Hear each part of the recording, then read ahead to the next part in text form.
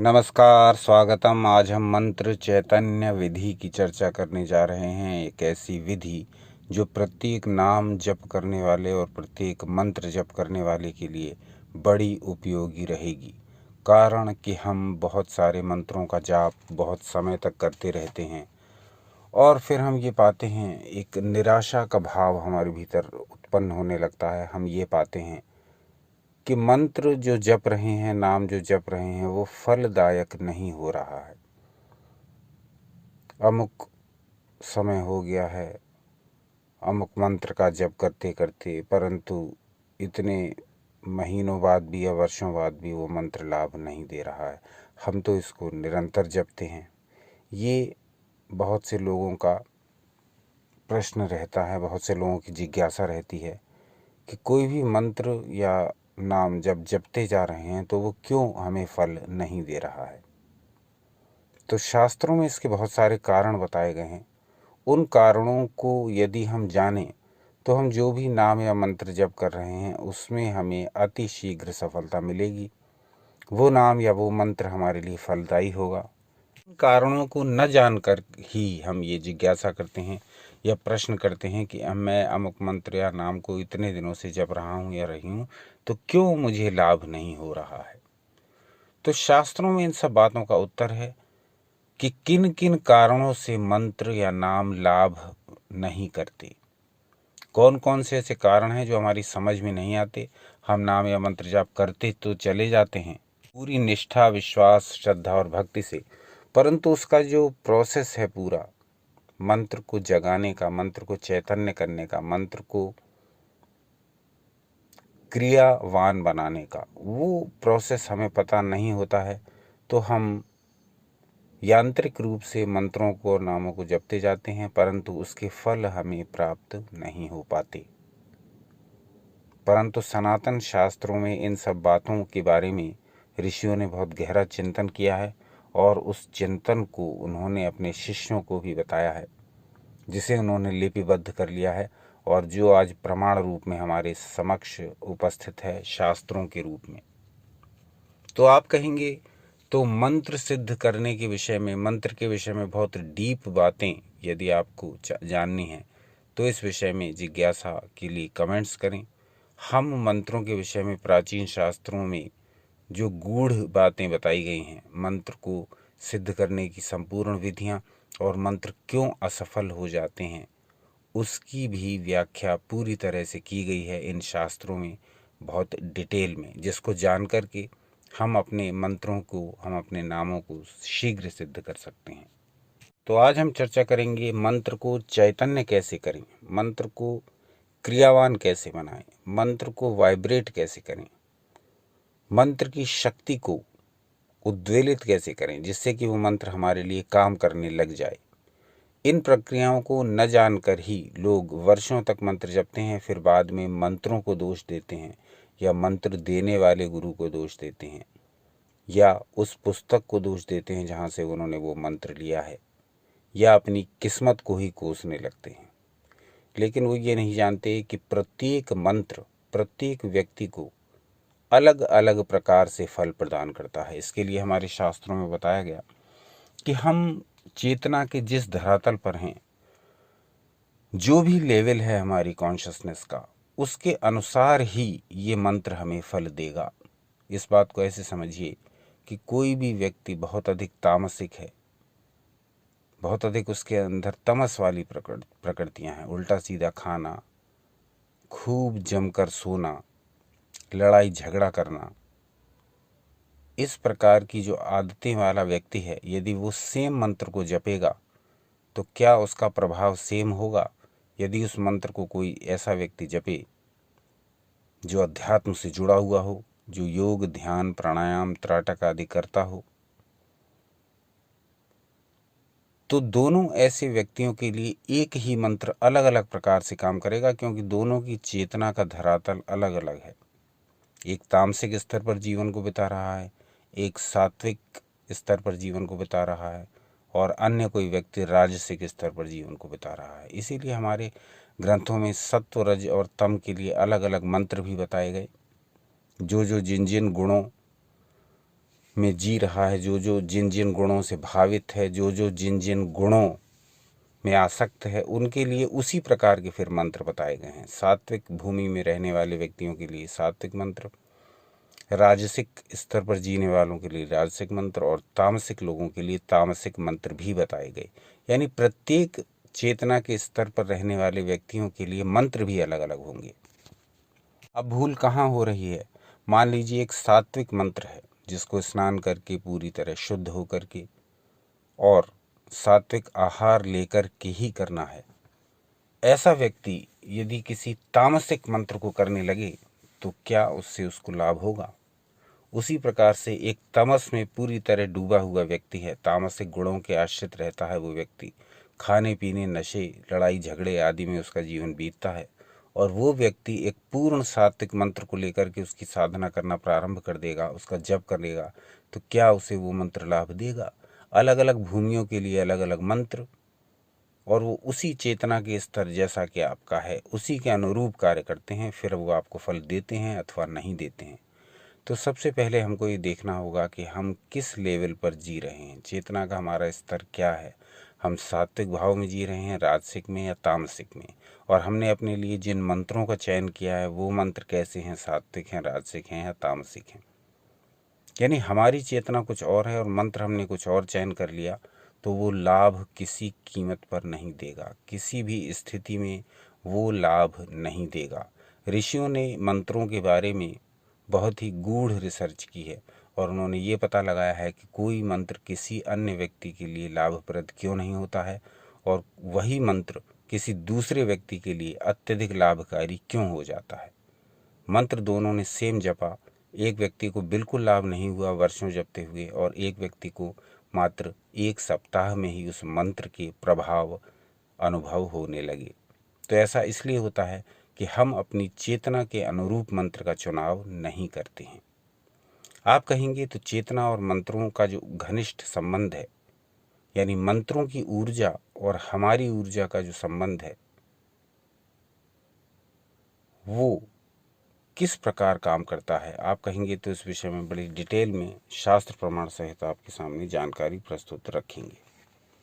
आज का हम वीडियो जो समर्पित कर रहे हैं वो कर रहे हैं कि मंत्र को हम चैतन्य कैसे करें। जो मंत्र हमने चुन लिया है और हमें लगता है कि हमारी कॉन्शियसनेस, हमारी प्रवृत्ति, हमारी ऊर्जाओं के अनुकूल है और फिर भी ये लाभ नहीं कर रहा है, तो इस ऋषियों ने फिर इसके लिए दूसरे अन्य उपाय बताए।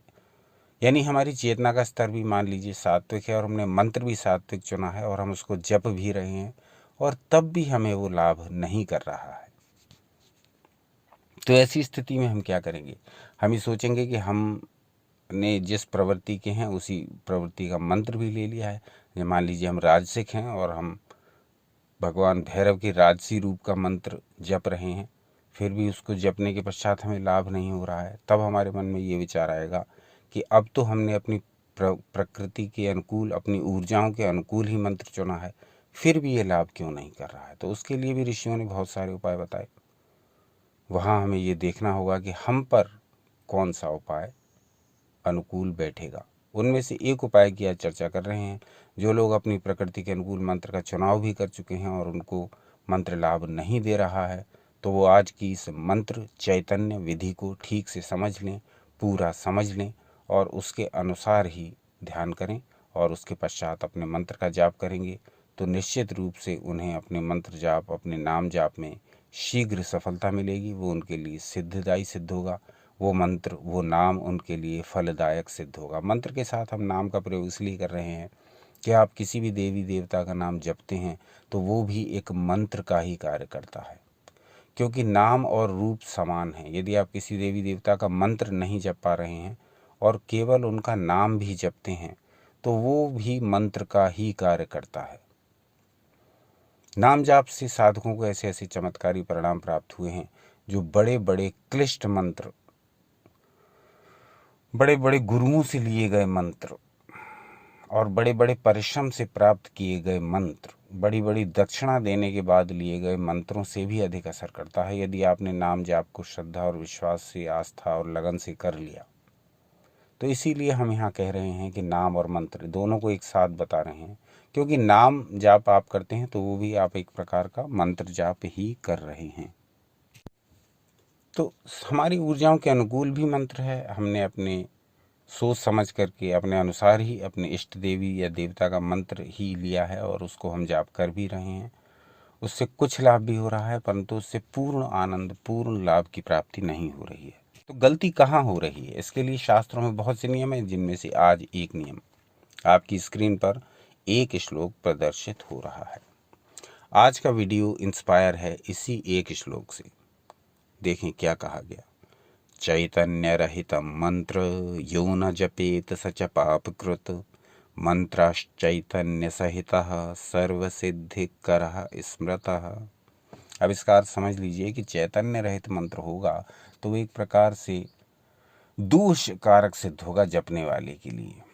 फिर कहा गया कि यदि मंत्र चैतन्य सहित होगा तो वो सर्व सिद्धिकरः स्मृतः, वो सारी सिद्धियों के करने वाला सिद्ध होगा। इसको अंडरलाइन किया हुआ है, ध्यान से देखिए। मंत्रश्च चैतन्य सहितः सर्व सिद्धिकरः स्मृतः। यदि मंत्र आपने चैतन्य कर लिया तो फिर वही मंत्र आपके लिए सारी सिद्धियों का देने वाला बन जाएगा। तो बात समझ लीजिए, मंत्रों का चैतन्यीकरण आवश्यक है। उसके बिना मंत्र इस प्रकार है जैसे एक शव, एक मुर्दा, उसको आप अपने कंधे पर लेकर के जा रहे हैं, वो आपके लिए कुछ करेगा नहीं, बस आपके ऊपर भार बोझ सा बना रहेगा। आप उसे जपते जाएंगे, वो शव की तरह आपके कंधे पर पड़ा रहेगा। लेकिन यही मंत्र जब आप चैतन्य कर लेते हैं, जो आगे विधि बताएंगे उसके अनुसार, तो फिर ये शव नहीं रहेगा, ये एक जीवित व्यक्ति बन जाएगा जो आपका साथ देगा, जो आपके काम करेगा। तो जब तक मंत्र चैतन्य रहित है तब तक एक शव है, और जब मन चैतन्य सहित है तब वो आपका साथी है, तब वो आपको अनेक संकटों से बचाएगा, आपकी पग पग पर सहायता करेगा। तो हर मंत्र को चैतन्य करना आवश्यक है, हर नाम को चैतन्य करना आवश्यक है। कैसे इसको चैतन्य किया जाता है? जैसा कि पहले ही बता चुके कि चेतना के जिस धरातल से मंत्र उठेगा उसी धरातल के अनुसार सिद्धि भी देगा। तो बिना मंत्र चैतन्य के मंत्र अपनी शक्तिमत्ता को व्यक्त नहीं कर पाता है। आपने देखा होगा कि एक ही नाम या एक ही मंत्र किसी व्यक्ति को तो बहुत कुछ दे देता है, धन संपत्ति, आरोग्य से लेकर के उसकी मनचाही वस्तुएं तक, और वही मंत्र दूसरे व्यक्ति को यदि दिया जाए तो उसको वो लाभ नहीं कर रहा है, बिल्कुल रत्ती भर भी। इसे ऐसे समझिए कि एक औषधि किसी रोगी को दी गई, उसका रोग उसने तुरंत ठीक कर दिया सेवन करने के कुछ ही घंटों या दिनों पश्चात। लेकिन वही औषधि यदि किसी दूसरे रोगी को दी गई तो उससे उसे रत्ती भर लाभ नहीं हुआ। औषधि तो वही थी, गुण भी उसका वही था, रोग को दूर करना, परंतु एक व्यक्ति पर उसका प्रभाव अलग हुआ और दूसरे पर अलग। कारण ये कि दोनों व्यक्तियों के शरीर अलग अलग, दोनों व्यक्तियों की चेतना अलग अलग, दोनों व्यक्तियों की ऊर्जाएं अलग अलग, दोनों व्यक्तियों के संस्कार अलग अलग, दोनों व्यक्तियों के कर्म अलग अलग, दोनों व्यक्तियों की थिंकिंग अलग अलग, दोनों व्यक्तियों के डीएनए अलग अलग। तो एक ही औषधि जिस प्रकार से दो रोगियों को एक समान लाभ नहीं दे सकती, तो फिर उसी प्रकार से एक ही मंत्र दो अलग अलग व्यक्तियों को सेम लाभ नहीं दे सकता। तो मंत्रों के साथ अपनी वाइब्रेशंस का मेल बिठाइए, मंत्रों के साथ अपनी ऊर्जाओं का समन्वयन करिए। ये एक बहुत बड़ा साइंस है। ये कैसे किया जाता है ये धीरे धीरे आपके समक्ष स्पष्ट होने लगेगा। आप कहेंगे तो इस विषय में विस्तृत जानकारी देंगे। आज हमारे मंत्र चैतन्य विधि चल ही रही है, श्लोक हमने आपको बताया, उसका अर्थ भी बताया। अब आ जाते हैं मंत्र चैतन्य की उस विधि पर जो आपको करना है। ये आप हर मंत्र के साथ कर सकते हैं, इसमें कोई दोष नहीं, कोई हानि नहीं, कोई विपरीत परिणाम भी नहीं। ये गुरुओं के मुख से और शास्त्रों के अध्ययन से एक ऐसी मिली जुली विधि है जो प्रत्येक व्यक्ति कर सकता है, चाहे वो किसी भी मंत्र का जाप क्यों ना करता हो, चाहे वो किसी भी नाम का जाप क्यों ना करता हो। पूर्णतः निरापद विधि है, इसलिए इसका प्रयोग किया जा सकता है प्रत्येक स्त्री और पुरुष द्वारा। तो यहाँ ये जो विधि है, ऐसी अनेक विधियां हैं जैसे विज्ञान भैरव तंत्र में 112 विधियां हैं ध्यान की, उनमें से जो ध्यान आपको रुचिकर लगता है आप उसी के अनुसार ध्यान करते हैं। उसी प्रकार से मंत्र चैतन्य की भी अनेक विधियां हैं, जिनमें से आज हम पहली विधि, एक विधि प्रस्तुत करने जा रहे हैं। उसके पश्चात आप कहेंगे तो इस विषय पर डिटेल्ड वीडियो बना करके अन्य विधियां भी मंत्र चैतन्य की आपके समक्ष प्रस्तुत करेंगे। तो ये विधि क्या है? ये विधि ऐसी है कि जैसे आप अपने जिस मंत्र को जपते हैं उस मंत्र को वैसे ही जपते रहिए जैसे जपते हैं। अब आपको इसमें 2-3 मिनट का एक छोटा सा प्रयोग करना है, जिसमें आपको उसी मंत्र को चैतन्य करना है, उसी नाम को चैतन्य करना है जो आप रोज जपते हैं या जपती हैं। इसे आप स्नान करके करें तो अधिक उचित होगा। स्नान करके प्रातः काल उपासना जब आप करते हैं ईश्वर की, या ध्यान करते हैं या नाम जाप करते हैं, उस समय आपको ये करना है। स्नान कर लें, किसी भी आसन पर बैठ जाएं, किसी भी पोजीशन में, बस रीढ़ की हड्डी सीधी, आंखें बंद कर लीजिए और थोड़ी देर श्वासों पर ध्यान लगा लीजिए। चले वाते चलम चित्तम, वायु चंचल होगी तो चित्त भी चंचल होगा। थोड़ी देर श्वासों पर ध्यान लगाएंगे, मन ध्यान में उतरने को तैयार है। अब आपको क्या करना है कि आप एक एक करके इन स्थानों पर जो आप मंत्र जपते हैं उसको जप कर देखिए।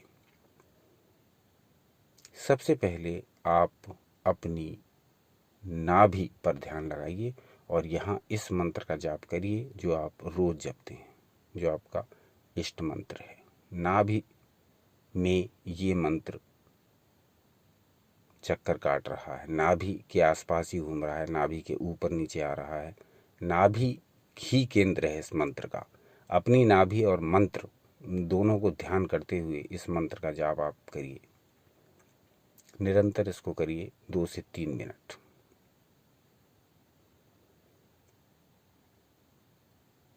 अब आप इस मंत्र को अपने हार्ट का ध्यान करते हुए अपने हृदय पर, अपने अनाहत चक्र पर, हृदय वाले अपने हार्ट वाले स्थान पर इस मंत्र को जपना प्रारंभ करिए और 2-3 मिनट तक यहां जपिए। 2 चरण पूरे हुए इस प्रक्रिया के। तीसरा चरण है, अब आप भ्रूमध्य में, आज्ञा चक्र वाले स्थान पर, अपनी दोनों भुजाओं के मध्य में यहाँ इस मंत्र को जपिए 2-3 मिनट तक। यानी कुल आपको 6 से 9 मिनट तक लगे। आपने 3 स्थानों पर इस मंत्र को जपा, नाभि पर, हृदय पर और भ्रूमध्य में। अब आप को ये स्वतः ही अनुभव हो गया होगा कि ये मंत्र सबसे अधिक मेरे किस अंग से संबद्ध है, मेरे किस अंग में ये मंत्र या नाम सबसे ज़्यादा वाइब्रेट कर रहा है, सबसे अधिक मुझे कहाँ शांति या आनंद का अनुभव हुआ, नाभि पर, हार्ट पर या भ्रूमध्य में। सबसे अधिक अच्छा मुझे कहाँ लगा इस मंत्र को जपते समय, नाभि पर, हार्ट पर या भ्रूमध्य में। सबसे अधिक ऊर्जा मैंने कहाँ अनुभव की जब मैं इस मंत्र को जप रहा था या रही थी, नाभि में, हृदय पर या भ्रूमध्य में। और यदि इस बारे में आपको डाउट हो तो फिर से इस ध्यान को करके देखिए। नाभि पर पहले करिए, नीचे से ऊपर की ओर बढ़ते हुए नाभि पर पहले करिए, हार्ट पर पहले करिए इस मंत्र का जाप 2-3 मिनट तक, फिर भ्रूमध्य में करिए। अब इस दूसरी बार में आपको निश्चित ही पता लग जाएगा कि सबसे अधिक ऊर्जा मुझे मंत्र को कहाँ जपने से मिल रही है, अपनी नाभि पर, अपने हृदय पर या अपने भ्रूमध्य में। आपको ये स्वतः ही अनुभव होगा, कंपनों द्वारा और एक प्रकार की शांति द्वारा, जो आपको अंदर ही अंदर अनुभव होने लगेगी कि ये मंत्र कहाँ, किस चक्र से, किस अंग से कनेक्ट है। इस मंत्र की जो ऊर्जा है वो कहाँ अपना काम व्यापक रूप से कर रही है, नाभि पर, हृदय में या भ्रूमध्य में। एक बार जब आप ये पता लगा लेंगे या लेंगी तो फिर आपको प्रतिदिन उसी अंग पर ध्यान लगाते हुए इस मंत्र या नाम का जाप करना है। मान लीजिए ये मंत्र आपके आज्ञा चक्र पर जपने पर आपको अधिक आनंद, अधिक ऊर्जा, अधिक वाइब्रेशंस दे रहा है, तो आपको अब इस मंत्र को बाकी अगले दिन से बाकी 2 अंगों पर यानी नाभि पर और हृदय पर फिर आपको ध्यान नहीं देना है, ना इस मंत्र का वहाँ जप करना है। जिस अंग पर, जिस चक्र पर, जिस स्थान पर सबसे ज़्यादा ये मंत्र वाइब्रेट हो रहा है, ऊर्जावान हो रहा है, आपको शांति और आनंद दे रहा है, बस उसी चक्र पर, उसी अंग पर, उसी स्थान पर इस मंत्र को जपेंगे या जपेंगी। फिर बाकी 2 को छोड़ देंगे अगले दिन से। तो फिर इसको आप वहीं जपते रहेंगे। मान लीजिए भ्रूमध्य में आपको ये मंत्र अधिक आनंद दे रहा है, यहाँ अधिक वाइब्रेट कर रहा है, यहाँ आपको अधिक ऊर्जा लग रही है, यहाँ आपको अधिक शांति और आनंद का अनुभव हो रहा है, तो आप आज्ञा चक्र पर ही अब इस मंत्र को जपेंगे, बाकी 2 अंगों को छोड़ देंगे, क्योंकि ये इससे चैतन्यता आपकी आएगी मंत्र की अब इस भाग से। यानी अब आज्ञा चक्र से इस मंत्र का कनेक्शन बैठ गया। इस मंत्र की जो ऊर्जा है वो आज्ञा चक्र के द्वारा ही अब नियंत्रित होगी और यहीं से आपका ये मंत्र जागृत होना प्रारंभ हो जाएगा, चैतन्य होने लगेगा और फिर ये फल देने लगेगा। एक व्यक्ति यदि सो रहा है और वो जीवित भी है तो वो किस काम का है? आप उससे कोई काम करवाने के लिए आप उसे पहले जगाएंगे, चैतन्य करेंगे, तब उससे कहेंगे कि ये मेरा काम करके लाओ, तब वो आपका काम करेगा। व्यक्ति जीवित है पर फिर भी आपका काम नहीं करेगा क्योंकि वो सो रहा है। तो जब तक उसको चैतन्य नहीं करेंगे वो आपके किसी काम नहीं आएगा। तो ये सांसारिक जीवन का उदाहरण इसलिए दिया कि यही उदाहरण आध्यात्मिक जीवन पर भी लागू होता है। नाम आप जप रहे हैं, मंत्र आप जप रहे हैं, परंतु वो निर्जीव जप रहे हैं, उसमें चैतन्यता नहीं है, वो सो रहा है, पड़ा हुआ है, तो आप उसे कितना भी जपते रहिए। सोते हुए व्यक्ति के सामने जाकर के आप कितना भी कहते रहिए, भाई मेरा ये सामान मार्केट से ले आओ, भाई मेरा ये सामान मार्केट से ले आओ, भाई मेरा ये सामान मार्केट से ले आओ, लेकिन वो जीवित है, लेकिन फिर भी जब तक वो उठेगा नहीं वो आपका सामान कैसे लाएगा मार्केट से। उसी प्रकार ये मंत्र है। मंत्र आप जपे जा रहे हो, जपे जा रहे हो, जपे जा रहे हो, लेकिन वो मंत्र जब तक चैतन्य ही नहीं हुआ वो आपका काम कैसे करेगा, वो आपके काम कैसे आएगा, वो आपको ऊर्जा कैसे देगा, वो आपको धन कैसे देगा, वो आपको आरोग्य कैसे देगा, वो आपको ऐश्वर्य कैसे देगा, क्योंकि वो सो रहा है, वो चैतन्य ही नहीं हुआ। तो आप उसे लाख जपते जाइए, सोते हुए व्यक्ति की तरह वो पड़ा रहेगा। उसमें ऊर्जा तो है पर वो सो रहा है, इसलिए वो आपकी बात सुनेगा नहीं और वो उठ करके मार्केट जाएगा नहीं और वो आपका काम करेगा नहीं। उसी प्रकार से मंत्र है, मंत्र आप जपते जा रहे हो परंतु वो सोया हुआ है, जब तक उसे चैतन्य नहीं करेंगे वो अपनी ऊर्जाएं प्रवाहित नहीं करेगा और आपका काम भी नहीं बनेगा। यही कारण है कि वर्षों तक अलग अलग प्रकार के नाम जाप, अलग अलग प्रकार के मंत्र जाप, कई लोग तो ऐसे हमने देखे हैं वो अलग अलग प्रकार के बीज मंत्रों का जाप करते हैं, अलग अलग प्रकार के एकाक्षरी, अलग अलग प्रकार के अष्टादश अक्षर वाले, अलग अलग प्रकार के शतनाम, अलग अलग प्रकार के सहस्त्रनामों का जाप भी वर्षों से करते आ रहे हैं, फिर भी कहते हैं कि हमें इसका कोई लाभ नहीं मिल रहा। कारण कि उन्होंने मंत्र चैतन्य कभी सीखा नहीं, उन्होंने मंत्र चैतन्य कभी किया ही नहीं। तो वो मंत्र एक शव की तरह पड़ा हुआ है जिसमें कोई स्पंदन नहीं, कोई हलचल नहीं, और वो मंत्र जपे जा रहे हैं और वो जीवन भर जपते रहेंगे तो भी वो उनको कोई लाभ नहीं देगा, क्योंकि आपने उसे जगाया ही नहीं, आपने उसे सुप्त ही रहने दिया, सोने ही दिया, उसे कभी चैतन्य किया ही नहीं, क्योंकि चैतन्य करने की विधि हमें पता ही नहीं। तो ये सारी विधियां शास्त्रों में दी हुई हैं और इन विधियों की ना तो कोई चर्चा करता है, ना प्रवचन में कोई इनके बारे में बताता है, और ना ही जब कोई कथा आदि होती है तब इनके बारे में कोई चर्चाएं होती हैं। तो ये शास्त्रों में छुपी हुई बातें हैं किसके लिए? ये क्या ऐसे ही लिख दी गई या इनको ऐसे ही कह दिया गया? ये सब इसलिए बताई गई थी कि जो साधक लोग हों वो इनका लाभ उठाएं, परंतु इनका लाभ तो तभी उठा सकते हैं जब इन्हें पढ़ें। और शास्त्र पढ़ने का समय आप कहेंगे कि आजकल किसके पास है, तो समय नहीं है। इसीलिए हम लोगों की ये दुर्गति है कि हम दूसरों की बातों का पालन करते करते आज हम स्वयं क्या हैं ये भूल चुके हैं, और इसी का दुष्परिणाम हम अलग अलग रोगों, अलग अलग दोषों और अलग अलग परिस्थितियों में फंस करके उठा रहे हैं। तो सनातन शास्त्रों से जितना जुड़ते जाएंगे नई नई बातें पता लगती जाएंगी, जीवन भी अनोखा होता जाएगा। और जो आजकल की आधुनिक भागदौड़ में हम अपने अस्तित्व को बचाने का संघर्ष कर रहे हैं, वो एक संघर्ष फिर एक आनंदप्रद दौड़ बन जाएगी, क्योंकि फिर हम जुड़े होंगे अपनी जड़ों के साथ और आधुनिक युग के साथ कदम ताल मिलाते हुए। फिर चलने का आनंद ही कुछ और होगा। आज का अंक कैसा लगा ये अवश्य बताइए, और क्या जानना चाहेंगे ये अवश्य बताइए। अपना अमूल्य समय देने के लिए हार्दिक धन्यवाद। होली की अग्रिम शुभकामनाएं। होली का पर्व आपके जीवन को अलग अलग प्रकार के आनंददायक रंगों से भर दे, ऐसी शुभकामनाओं के साथ ये अंक समाप्त करते हैं। सनातन शास्त्रों से जुड़े रहें, सदा आनंदित, उत्साहित एवं शक्तिशाली रहें।